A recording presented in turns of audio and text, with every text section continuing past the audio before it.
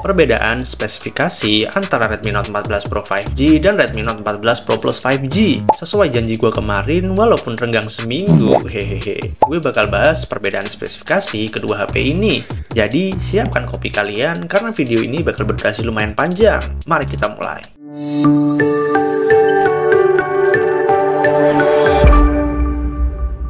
Seperti biasa, penyebutannya bakal gue singkat ya, agar mempermudah penjelasan. 14 Pro sama 14 Pro Plus gitu aja ya. 14 Pro launching global pada bulan Januari 2025. Sedangkan 14 Pro Plus juga sama launching pada bulan Januari 2025. 14 Pro punya bobot di angka 190 gram, frame-nya aluminium dan backdoor-nya glass atau kaca. Punya IP68 yang tahan debu dan tahan air. Klaimnya sih sampai sekitar 30 menitan. Oh iya, ada 3 varian untuk warnanya. Sedangkan 14 Pro Plus punya bobot di angka 205 gram dengan frame aluminium dan backdoor glass atau kaca yang punya IP68, tahan debu dan juga tahan air. Sama-sama punya klaim sekitar 30 menitan juga. Untuk varian warnanya sendiri juga ada 3. Dari segi bodi, cuman beda di berat aja sih, dimana 14 Pro punya bobot yang lebih enteng.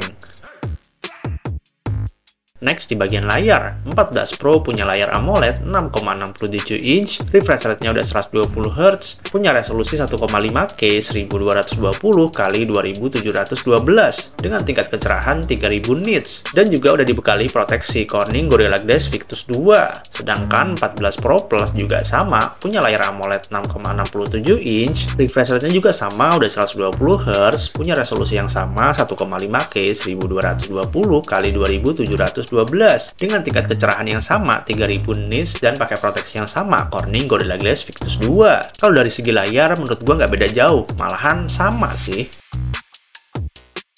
Oke, kita masuk ke bagian kamera. 14 Pro punya 3 kamera, main kamera 200 MP plus OIS, 8 MP ultra wide, dan 2 MP kamera makro dengan support perekaman sampai dengan 4K 30fps dan 1080p 60fps. Untuk slow-mo-nya sendiri support di 1080p 120fps. Sedangkan 14 Pro Plus juga sama-sama punya 3 kamera, main kamera 200 MP plus OIS, 8 MP kamera ultra wide, dan 2 MP kamera makro dengan support perekaman yang sama 4K 30fps dan 1080p 60fps. Untuk rekaman slow-mo-nya sendiri support sampai dengan 1080p 120fps. Jadi menurut gua kalau dari segi kamera ini bener-bener sama, plek ketiplek. Tapi gimana menurut kalian untuk gambarnya? Ini adalah sampel yang gue dapetin dari GSM Arena.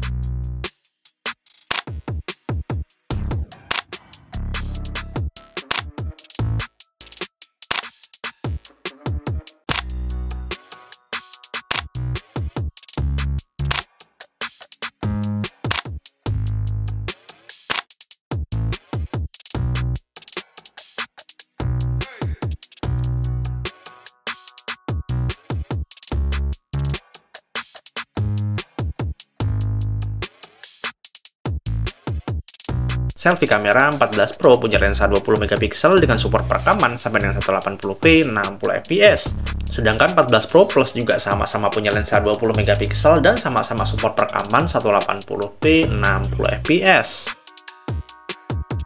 Oke, kita masuk ke bagian cas dan charger. 14 Pro punya kapasitas baterai di 5110 mAh dengan support pengecasan sampai dengan 45 watt. Untuk penuh 100% dibutuhkan sekitar 57 menit. Sedangkan 14 Pro Plus sama-sama punya baterai 5110 mAh dengan support pengecasan sampai 120 watt. Untuk penuh 100% dibutuhkan sekitar 30 menit. Di sini udah jelas ya, walaupun baterainya sama, tapi 14 Pro Plus ini punya cas yang lebih ngebut. Fitur dan konektivitas. Sesuai namanya, kedua HP ini udah support 5G, support NFC, support OTG, support Air Blaster, sama-sama udah stereo speaker plus Dolby Atmos, sama-sama udah support eSIM, SIM card-nya juga sama, cuman support dual SIM, jadi nggak support micro SD, dan juga sama-sama nggak ada audio jack-nya. Sensornya juga udah lengkap dari Gyro hardware, fingerprint di layar, dan lain-lain. Oh ya, kedua HP ini udah Android 14 dengan update yang sama, 3 kali Android update dan 4 tahun security update. Dari fitur ini nggak beda jauh menurut gua. Next ke bagian chipset dan memori. Keduanya pakai RAM LPDDR4X dengan storage UFS 2.2. 14 Pro punya dua varian, 8256GB yang dibanderol sekitar 4,2 sampai 4,5 juta dan 12512GB yang dibanderol sekitar 5,7 sampai 5,9 juta. Sedangkan 14 Pro Plus juga sama-sama punya dua varian, 8256GB yang dibanderol sekitar 5,2 sampai 5,5, 12512GB sekitar 5,8 sampai 6 juta. Ya, dari segi harga cuma dapat UFS 2.2 sih menurut gua kurang ya. Untuk chipsetnya sendiri, 14 Pro dibekali chipset MediaTek Dimensity 7300 Ultra dengan fabrikasi 4 nanometer. Tes core Antutu mencapai 684.000, tes benchmark single core di angka 1024 dan multicore di angka 2913. Sedangkan 14 Pro Plus dibekali chipset Snapdragon 7S Gen 3 dengan fabrikasi 4 nanometer. Tes Antutunya mencapai 750.000,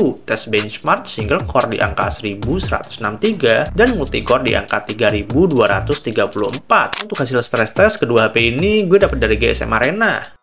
Ada juga data yang gue ambil dari Nano Review Web yang menunjukkan 7S Gen 3 lebih bagus dibanding Dimensity 7300. Tes game sendiri gue cuma pakai dua aja ya, MLBB sama PUBG. MLBB 14 Pro dapat settingan grafik ultra dan frame rate super 90 fps. Sedangkan 14 Pro Plus settingan MLBB dapat di grafik ultra dan frame rate ultra 120 fps. Untuk PUBG sendiri 14 Pro dapat settingan di smooth extreme 60 fps dan 14 Pro Plus juga sama, settingannya dapat di smooth extreme 60 fps.